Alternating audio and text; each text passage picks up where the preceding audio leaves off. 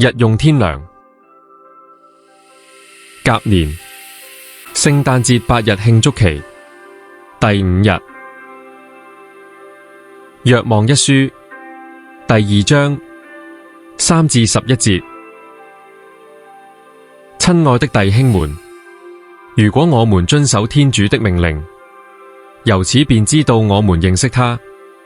那說我認識他，而不遵守他命令的，是撒謊的人，在他內沒有真理。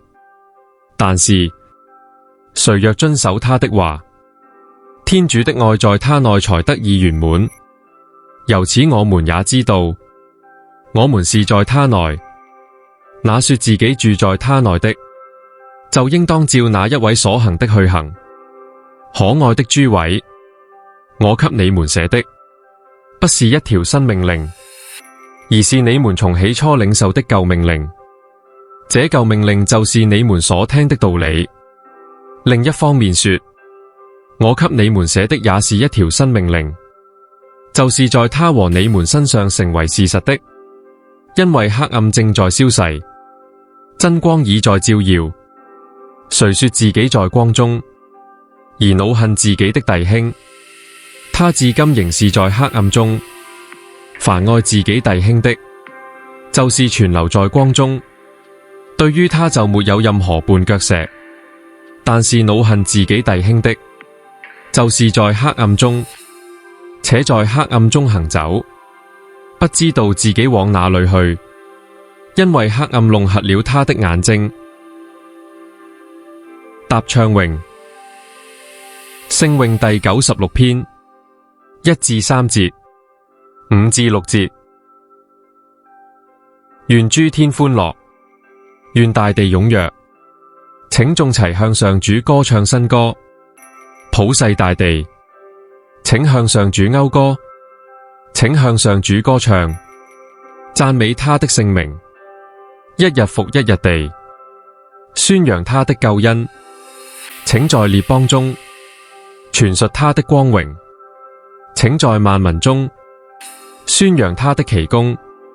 但上主卻造成了蒼天，威嚴與尊榮常在他的面前，權能與光耀圍繞他的聖壇。路加福音第2章22至35節。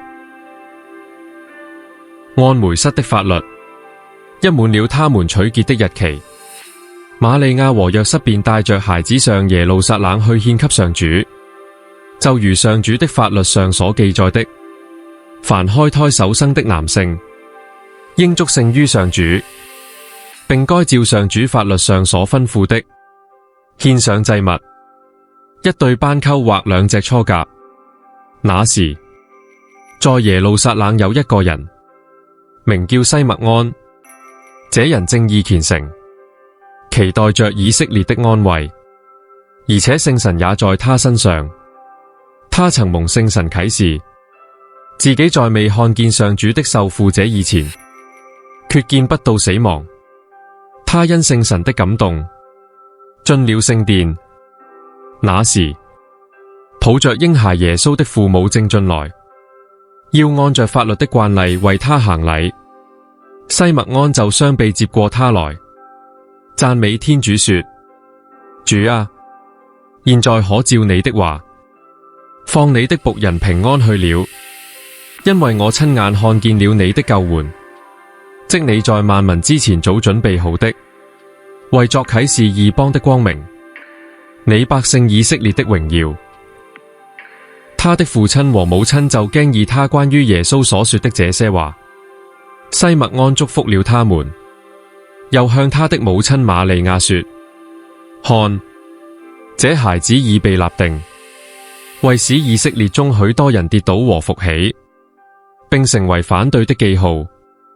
至於你，要有一把利劍刺透你的心靈，為叫許多人心中的思念顯露出來。甲年聖誕節8日慶祝期第5日，彌撒讀經分享。耶穌誕生後，瑪利亞完成了猶太產後取潔禮儀。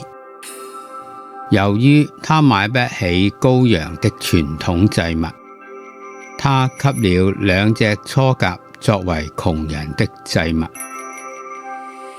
這個儀式連同割損禮和頭胎男孩的救贖，表明孩子是上主的恩賜。耶穌出生在一個普通的家庭，像所有虔誠的父母一樣，瑪利亞和若瑟在敬畏上主和智慧中生活和撫養他們的孩子。反過來，孩童耶穌也服從雙親，在智慧和恩寵上成長。主的恩惠與那些懷着信德和服從的心聽他話語的人同在。我們也應服從上主而喜樂地生活，並尋求傳遞信仰和幫助年輕人成長，且有上主的智慧和對主的信仰更加成熟。西默盎是一個公義虔誠的人，與聖神非常合作。他相信主會回到他的聖殿，並更新他的選民。聖神也向他啟示默西亞和以色列的君王，也將為外邦人帶來救恩。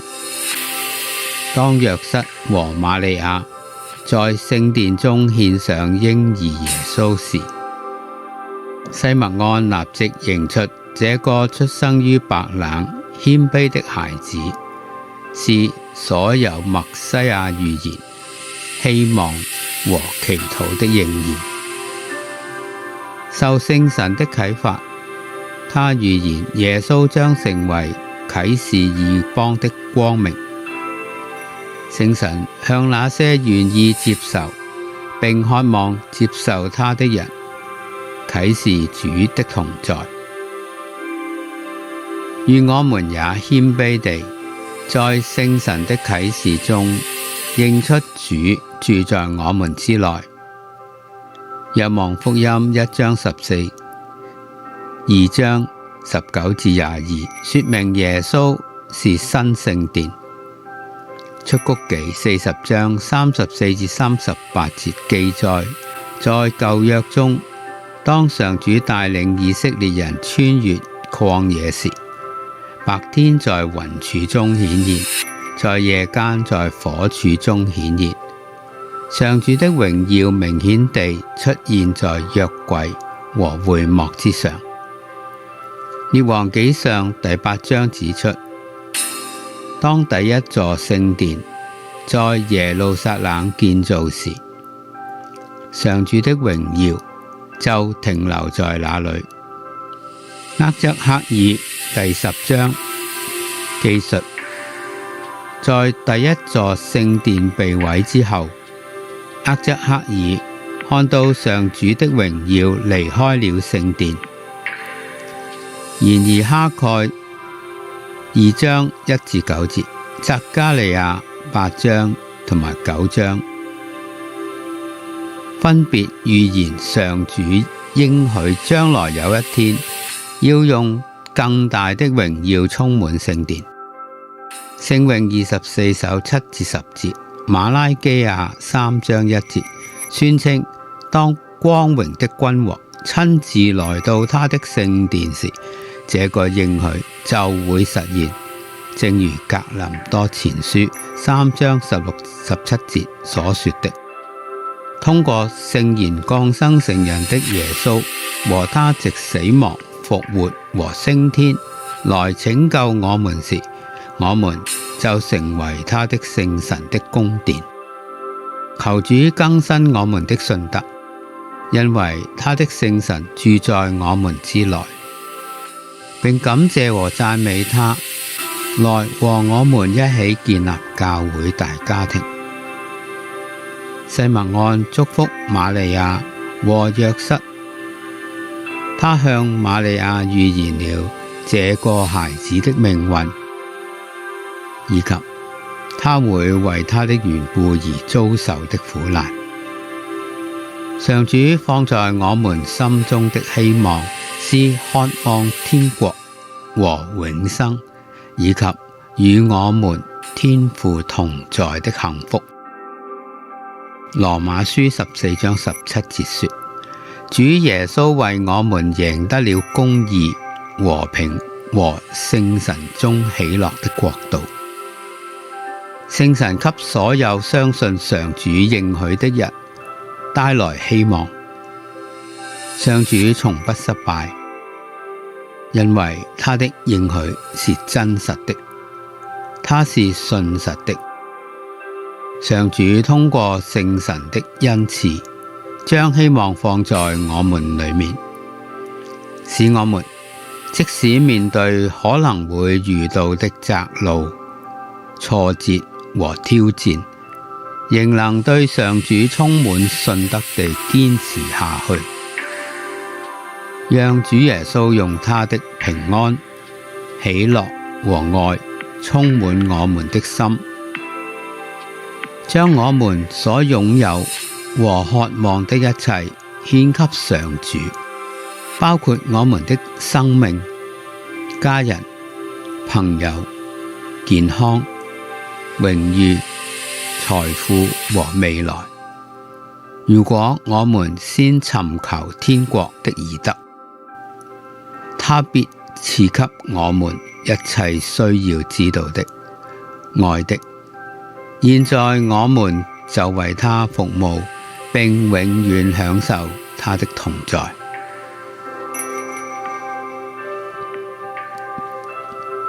天父，主耶穌是我們的盼望和生命，願我們永不停止信任你。